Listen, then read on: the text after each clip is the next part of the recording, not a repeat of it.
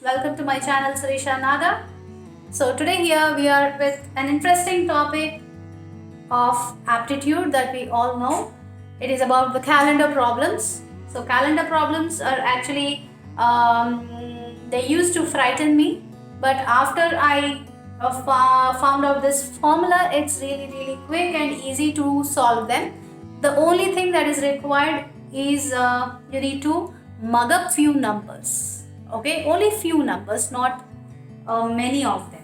Okay, so what we do, we need let me first give away the formula, then we'll go with the tables. So the formula is for finding the day. For finding the day, the formula is the number of days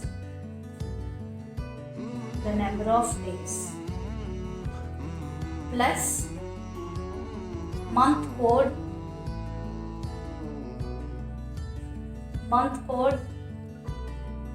plus century code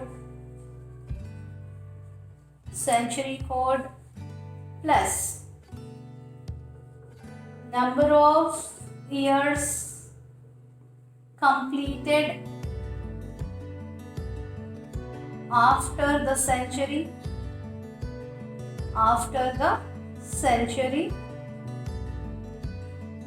plus number of leap years completed after the century and divided by 7. So this is the formula for finding out that particular day of that particular date in that particular year, in that particular month. Okay, so this is very easy peasy for us. Let us do the month code first. So let me do this away. We'll come to this again. We'll do one example problem, then we'll take it up. So let's go quickly with the month codes. Okay, so month codes, we'll be needing them for normal year and a leap year. So for Jan it is 0 and it is 0. For Feb it is 3 and this is 3. This is the table that you're gonna mug up. Okay, March it is 3 here. Oh yeah, it is 3 here because you don't have the leap year until February. We usually calculate the days of February 29th day in March. So here comes the difference. From here it keeps on adding. You can check the part 2 video where I have explained in detail about this concept of month codes.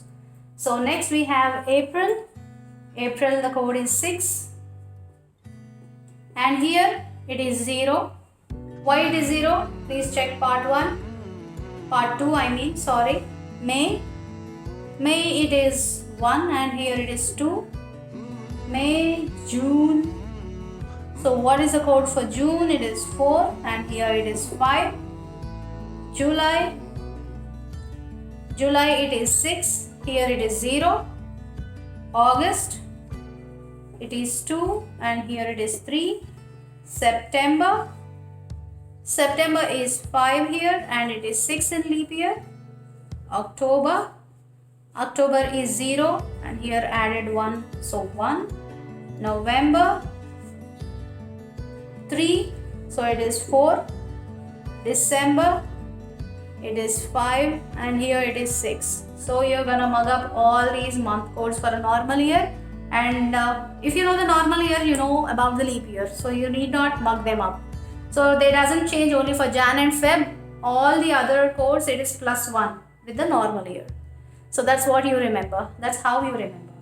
And this is about the month codes. Now let us find out about the century codes. Okay, century codes,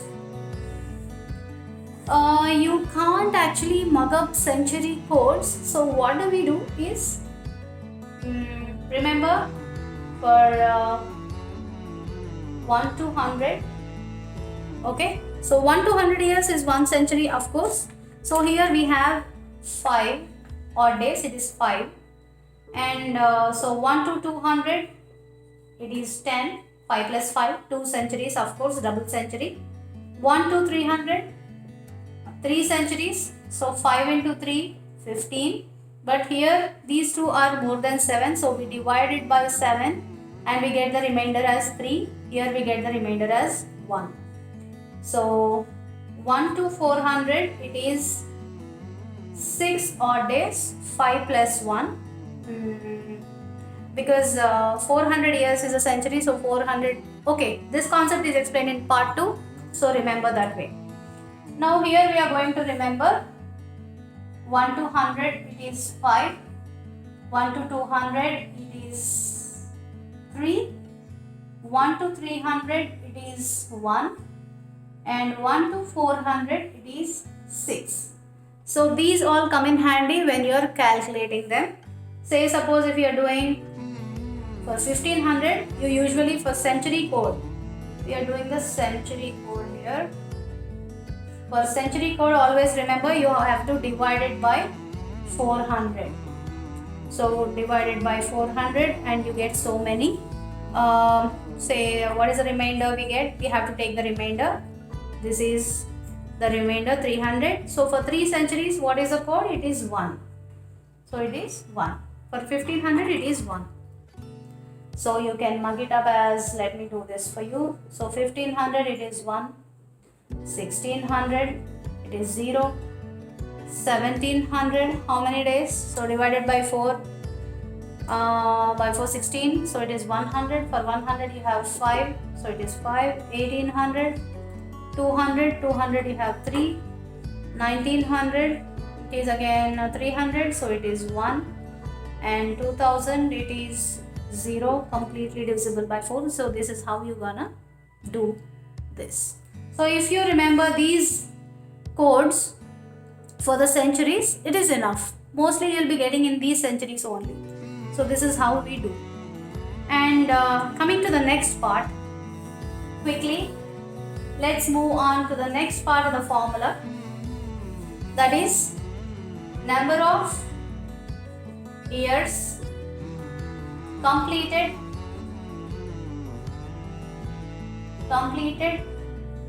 after the century. So this is very, very important because this is where most of us lose marks, because we take it as a number itself. Say suppose if we have the year 1731. Now how many years are completed after the century? What is it? Is it 31? If you are saying it is 31, then you are wrong. It is not 31 because 31st year is still running in that century. So what do? It is 31 minus 1, it is 30. So you take 30. So this year minus 1. Year minus 1 will give you number of years completed. So this is about the next part of the formula. Okay, and next one. What is the next part? Number of leap years completed, right? Number of leap years completed after the century. Remember, after the century. So what do we do here? Say suppose we'll take the same example as 1731. So what do? You have to divide this last 2 digits by 4. And you have to take the quotient. You have to take the quotient. So what is the quotient here? 4 7's 28, right? So 7. 7 is the quotient that we take. So 7 would be the correct one for 1731. So this is the last part of the formula.